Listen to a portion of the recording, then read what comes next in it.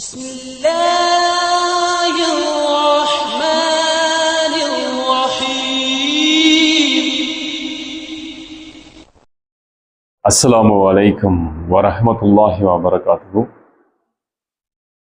அன்பார்ந்த அல்லாஹ்வின் நல்லடியார்களே, தினசரி நாம் பார்த்து வரக்கூடிய செய்தியிலே இன்று நாம் பார்க்க இருக்கக்கூடியது, ஆயிஷா ரலியல்லாஹு அன்ஹா அவர்கள் அறிவிக்கிறார்கள், மதீனாவுக்கு வந்த புதியதிலே நபிகள் நாயகம் ஸல்லல்லாஹு அலைஹி வஸல்லம் மதீனாவுக்கு வந்தபோது இரவு நேரங்களில் கண் விழித்திருந்தார்கள். எப்படின்னு சொன்னால், எந்த நேரத்தில் அவர்களை தாக்குவார்கள் என்று தெரியாது, அவர் உயிருக்கே ஆபத்தான சூழ்நிலை இருக்கலாம் என்கிற காலகட்டத்திலே தன்னை சுற்றி இருக்கக்கூடிய அனைவருமே தன்னை பாதுகாக்கக்கூடியவராக இருக்க முடியாது, சில நேரங்களில் தன்னை தாக்கக்கூடியவர்களும் வருவார்கள் என்கின்ற ஒரு சூழ்நிலை, ஒரு குழப்பமான சூழ்நிலை. அப்போ அந்த நேரத்திலே இரவில் கண் விழித்தே தான் இருந்தாங்க. இப்போ தூக்கம் சரியா தூங்க முடியாத ஒரு சூழ்நிலை, இப்படி ஒரு அசௌகரியம் அவங்களுக்கு ஒன்று இருந்துச்சு. ஆனால் பின்னாடி இருக்க காலகட்டத்தில் தன் சகாபாக்களிடம் உதவி கேட்கிறாங்க. எப்படி கேட்குறாங்கன்னா,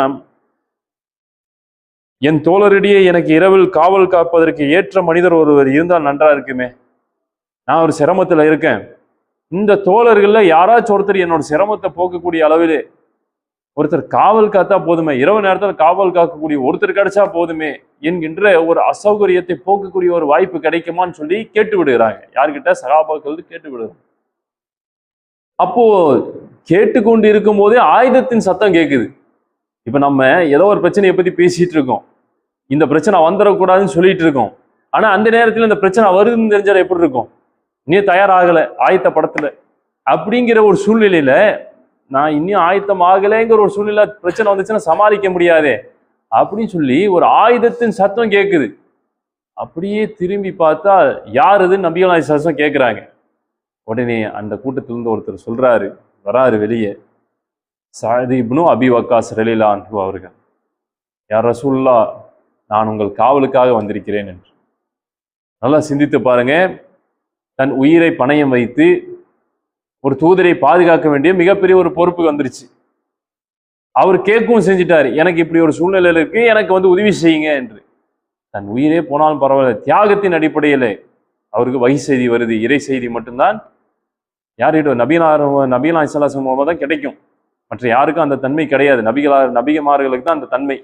அப்படிங்கும்போது அந்த தன்மை உடையவரை பாதுகாக்கக்கூடிய ஒரு மிகப்பெரிய தியாகம் உள்ளம் வருதுன்னு சொன்னா எப்பேற்பட்டதா இருக்கும்? அப்ப அதை பத்தி பேசின உடனேயே நான் வருகிறேன் என்று முன்னிலையில வராரு பாருங்க.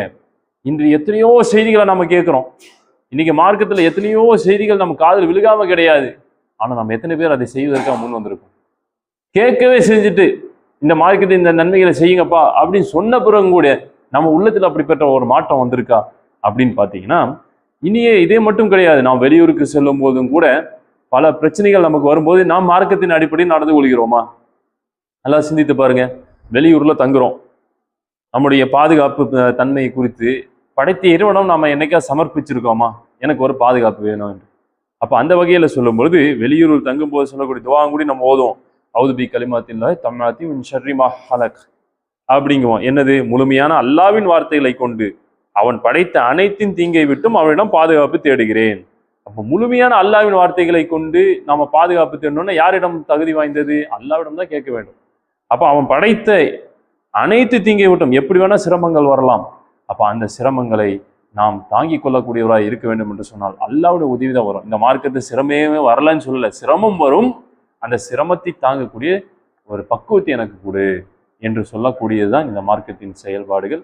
ஆகவே நாம் இந்த பேணுதலை பாதுகாப்பாக வைத்து நமக்கு கிடைக்கக்கூடிய வாய்ப்புகளை இந்த மார்க்கத்திலே சரியாக பயன்படுத்தி கொள்ளக்கூடியவர்களாக, எந்த நேரத்திலும் தியாகமுள்ளமுடையவர்களாக இருக்க வேண்டும் என்று கேட்டுக்கொண்டவனாக இன்னும் இந்த உரையை நிறைவு செய்கிறேன். வாஹிர் தாவனானே அல்ஹம்துலில்லாஹி ரப்பில் ஆலமீன். அஸ்ஸலாமு அலைக்கும் வரஹ்மத்துல்லாஹி வபரகாத்துஹு.